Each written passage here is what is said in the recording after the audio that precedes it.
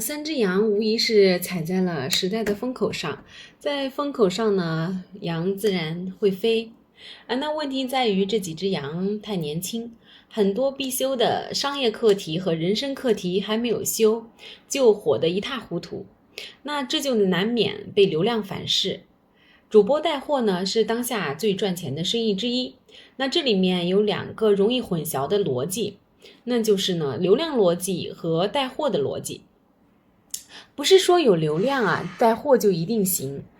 那很多的这个明星呢，流量不小，但带货的能力很差，扯着嗓子吆喝就卖个三瓜两枣，这种例子呢比比皆是。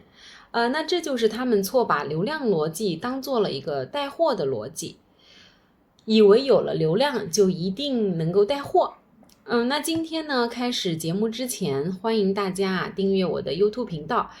打开小铃铛，才不会错过更多精彩内容哦。下面呢，我来给大家浅析一下两个逻辑的不同之处。流量逻辑呢，它不止一种，可以说是八仙过海，各显神通。搞笑的主播，还有颜值的主播，知识的主播，吃喝的主播，时事主播啊，情绪的主播啊，鸡汤的主播，那擦边球的主播，那无论是哪一种呢，当你把你的内容修炼成一种独门绝技，那流量就会迅猛的增长。都能在这个安迪沃霍尔所说的15分钟名人的时代录一录真容。至于能否超越15分钟那这跟能否持续的输入内容等因素相关。简单的来说，流量的逻辑是个性化的，它不同赛道的主播有不同的流量逻辑，但不同的赛道内容它也是有共性的，那都是基于人性。比如每个人都喜欢自己的价值观得到认可，那当一个主播他用一种新鲜的表现方式，或者是用一个有趣的知识，将你想表达的观点清晰而个性化的表达出来的时候呢，他就成了你的嘴替。那而跟你持有同样观点的人可能有千千万万那他就是千千万万人的嘴替。那经过平台的放大传播，那流量就会蹭蹭往上涨了。那罗永浩怼人的这个段子三只羊的搞笑视频，以及其他各种顶流的内容主播，都是击中了人性的这种痛点，或者说人性的这种爽点。那然后把这种击中人性的爽点或者痛点的方法论内化成自己可以持续输出的一个能力，如此一来，只要持续的输出，病毒式的分发，那流量就会源源不断。那这个呢，就是流量的逻辑。那流量高了，它就可以带广告。但这种变现的方式，除了将流量做出很有逼格或者受品牌商的青睐的少数的流量主播，那对多数的人来讲，它变现十分的有限。那如果说真正想吃到流量的红利，那就得下场去带货了。那这个时候，那咱们就得懂一点带货的逻辑。如果说流量的逻辑是八仙过海各显神通，那么带货的逻辑就是自古华山一条道。流量主播他想把商品卖给谁？那当然是广大的消费者。那一旦粉丝千万做到全网的头部主播，那针对的就是不同细分的这个消费群体。那针对的就不是这种细分的群体，那是什么？而是面对互联网的大多数的消费者。那么大多数的消费者现在对商品的要求是什么？那近年来拼多多崛起，它一口气打败了阿里还有京东，那就说明了现在的消费潮流它很简单，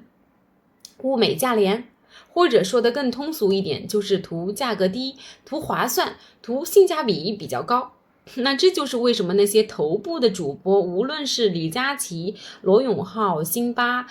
还是三只羊，那对于他进入他们的直播间的厂家，那几乎都会提出一个不约而同的要求，那就是全网的最低价。你的粉丝欣赏你是一回事，他购买你推荐的商品呢是另外一回事。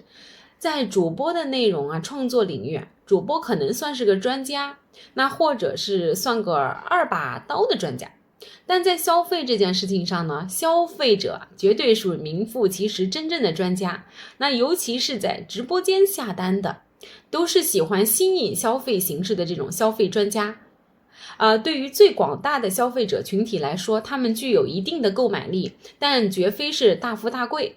他们在消费这件事情上呢，大多拥有一个多年的经验。那换言之，你是糊弄不了他们的，或者说，如果你敢糊弄他们，他们早晚会知道。那林肯有说过一句话，你可以在所有的时间欺骗一部分人，也可以在一段时间欺骗所有的人，但是你不可能在所有的时间欺骗所有的人。那这个肤浅的道理，罗永浩懂，辛巴懂，三只羊不懂。那三只羊的直播间，他用一种极为夸张的表演形式，他把糟头肉当好肉卖，把合成的这种牛肉当做原切的牛肉卖，把广东生产的这个月饼当做香港名牌来卖，甚至满嘴跑火车，什么米其林大师调制，什么在香港人人皆知，那这个就简直是把消费者当傻子来忽悠了。但正如前面所说，在消费这件事情上，消费者才是真正的专家你在消费者面前充内行，行欺骗欺诈之事，那这个就是班门弄斧。那说的严重一点呢，那就是找死。大家都知道那句就是那句话，顾客是上帝。那其中一个重要的含义就是面对消费者那你就是面对上帝。那面对上帝呢，你得有一个敬畏之心。在中国的改革开放初期，很多人都见识过，就是商店柜台的服务员，他鼻子不是鼻子，脸不是脸的这样傲慢的一个态度。但随着市场经济的一步步深入，服务意识上来了，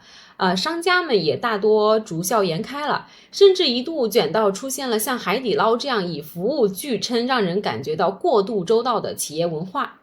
当下呢，三只羊对待顾客的态度可以说是历史先河它既不是改革开放初期的那种鼻子不是鼻子脸不是脸的这种倨傲也不是海底捞那种实打实的过度周到而是一种呢口蜜腹剑的策略。嘴上一口一个家人们，一口一个兄弟们，实际上呢却是将家人们和兄弟们当冤大头来忽悠。让三只羊有恃无恐的呢，是无论他的卖的东西出了任何的问题从法律层面讲，他们似乎早就有了一个规避的手段，他们是作为广告方而不是销售方的一个存在。这种行为呢有钻法律空子之嫌，因为下单的顾客往往都是冲着三只羊这个头部主播的招牌去的。那发货前呢，信誓旦旦出了事拼命的甩锅大不了就承担一个区的这个虚假宣传的毛毛雨的这样罪名。那风头来了呢，避一避，风头过去了呢，咱再出来卖出来卖不可耻，而可耻的是呢，挂羊头卖狗肉。三只羊这次被流量反噬不只是因为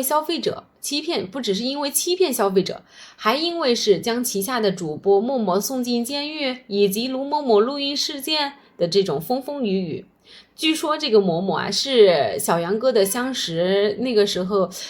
小杨哥还未成气候，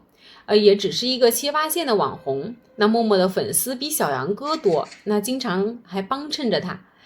带到这个三只羊踩到时代的风口，小杨哥一跃成为身价几百亿的头部博主。那这个默默呢，却不是那么好，他随后呢就加入了三只羊。那事情发展到这个时候似乎小杨哥还是一个知恩图报的感人故事，但接下来的剧情走向呢，就让人大跌眼镜了。那默默被送进监狱的事情，三只羊几乎没有正面的回应要么呢顾左右而言他要么就是在传出真假难辨的录音当中卢某人称默默为就是这种妓女但因为真相的这个靴子还没有落地，所以在这里就不展开来讲了。我只想说呢，这个三只羊与其遮遮掩掩，不如把事情解释清楚，否则吃瓜的这种群众会将小杨哥视作一个吴秀波第二。对三只羊剩余的这个品牌价值也将是一个毁灭性的打击。这种涉及到男女的风言风语，对于三只羊来说也是一种流量的反噬。早些年在三只羊的直播间打擦边球几乎是一个屡试不爽的博眼球的方法，加之几个男女主播刻意的往这个方面去引导，粉丝的这种兴致勃勃也就顺理成章了。那这就是我在开头说的，三只羊火得太快，商业的课题和人生的课题学分还远远没有修够。商业的学分好修，人生的学分修起来就难了。一些局内人爆料，三只羊的产品之所以屡屡出问题，是因为他们在选品上毫不用心。前来洽谈的商家呢，先要缴纳20万到60万的这个坑位费，然后能否入选呢，就看商家的诚意够不够。那所谓的诚意呢，就包括这个上架商品的全网最低价，那以及支付给三只羊高达50%的这个抽成。那又是全网最低价，又是高抽成，导致商品的发布方只能有极其微薄的这个赚头。在这种形势下，能花血本投三只羊的，也就大多是糟头肉伪原切牛肉，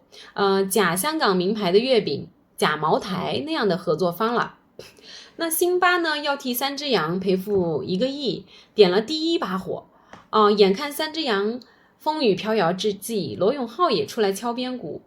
短短的几周时间，三只羊掉粉几百万，市场的蛋糕就那么大，这边少了，那边就多了。这个道理，敲边鼓的罗永浩自然也是懂得。三只羊要从人生课题中学习的最重要的一课，也是最基本的一课，就是保持善良。虽然这听上去有些务虚，然而呢，这个却是最基本的长久之道。德不配位，必有灾殃。这8个字也绝不只是古人吃饱了撑的说教。